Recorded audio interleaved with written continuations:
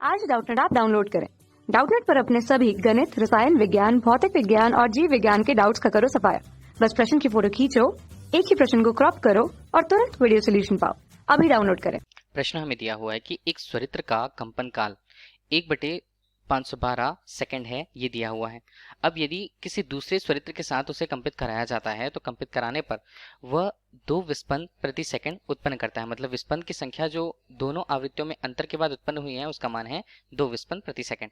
तो दूसरे स्वरित्र की आवृत्ति क्या होगी ये हमें ज्ञात करना है। देखिए प्रश्नानुसार तो हमें दे दिया गया है कि एक पहला स्वरित्र जो है इसे हमने एक स्वरित्र के रूप में लिया। एक स्वरित्र, चलिए इसे पहला स्वरित्र हम लेते हैं। ठीक है, पहला स्वरित्र है तो उसके लिए कंपन काल हमें दिया हुआ है। कंपन काल कितना 1/512 सेकंड हमें दिया हुआ है। ठीक है, अब इस आधार पर यदि हम उसकी आवृत्ति देखना चाहें कि उसकी आवृत्ति कितनी होगी तो यहाँ पर देखिए कंपनों की संख्या कितनी दी हुई है। कंपनों की संख्या हमें दी गई है 512 कंपन। ठीक है, और ये कंपन कितने देर में हो रहे हैं 512 कंपन 1 सेकंड में। तो आवृत्ति को हमने यदि n के रूप में प्रस्तुत किया हुआ है और n1 इसे प्रस्तुत करते हैं क्योंकि पहला सूत्र हमारे पास है, तब इसे क्या लिखा जाएगा 1:l के रूप में।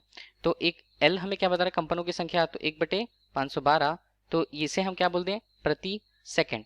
ठीक है, तो हमारे पास जो मान आएंगे 1/112 के रूप में, ये मान आता है n1 बराबर हमारे पास 512 यहाँ पर आएगा प्रति सेकंड। प्रति सेकंड को क्या लिखा जाता है, प्रति सेकंड को हर्ट्ज से प्रदर्शित किया जाता है। तो पहले स्वरित्र की उसकी आवृत्ति हमें मिल गई है।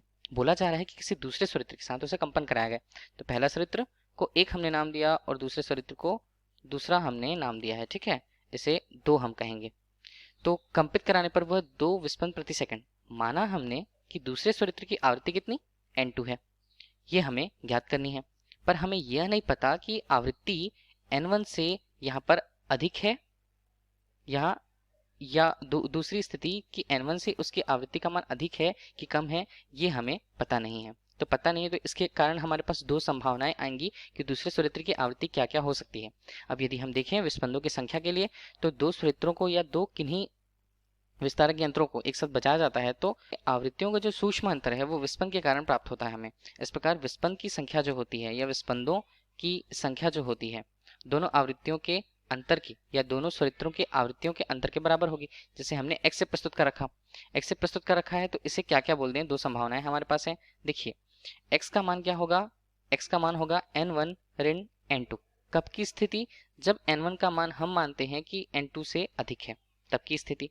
दूसरी स्थिति है यहाँ पर कि x का मान यहाँ पर है और n2 ऋण n1, मतलब हम ये मानते हैं कि दूसरे स्वरित्र की जो आवृत्ति है वो पहले स्वरित्र की आवृत्ति से अधिक होगी, ये हम मानते हैं। इस प्रकार 2 संभावनाएं या 2 स्थितियां जो हमें प्राप्त होंगी दूसरे स्वरित्र के लिए। तो विस्पंदों की संख्या कितनी, विस्पंदों की संख्या 2 दी हुई है। चलिए इसे हमने समीकरण 1 से मान रखा हुआ है और दूसरे को समीकरण 2 से मान रखा हुआ है। तो समीकरण 1 एवं 2 में क्रमशः सभी मानों को हम रखेंगे और हमें n2 का मान प्राप्त करना है। देखिए पहले समीकरण से यदि देखें तो हमें विस्पंदों की संख्या कितनी दी हुई है, 2 है वो। n1 का मान हमें कितना दिया हुआ है 512 हर्ट्ज के रूप में और n2 का मान हमें ज्ञात करना है। तो n2 का संभावित मान यहाँ पर क्या होगा, पहली स्थिति पर n2 को हमने उस तरफ ले लिया तो 512 के साथ ये ऋण हुआ तो ये बनता है 510 हर्ट्ज के रूप में पहली स्थिति पर दूसरे स्वरित्र की आवृत्ति का मान। इसी तरह दूसरे समीकरण से देखें तो दूसरे समीकरण से जो मान मिलेगा वो संभावित रूप से हमें क्या मिलेगा, 2 यहाँ पर है, n2 वहाँ पर है और ऋण 512। ठीक है, तो n2 का मान हमें इस प्रकार से कितना मिला, n2 का मान मिला हमें 514 हर्ट्ज के रूप में। ठीक है, तो हमें 2 स्थितियां दूसरे स्वरित्र की आवृत्ति के लिए मिल गई जो 510 हर्ट्ज या 514 हर्ट्ज हो सकती हैं। यही प्रश्न पूछा गया है। धन्यवाद।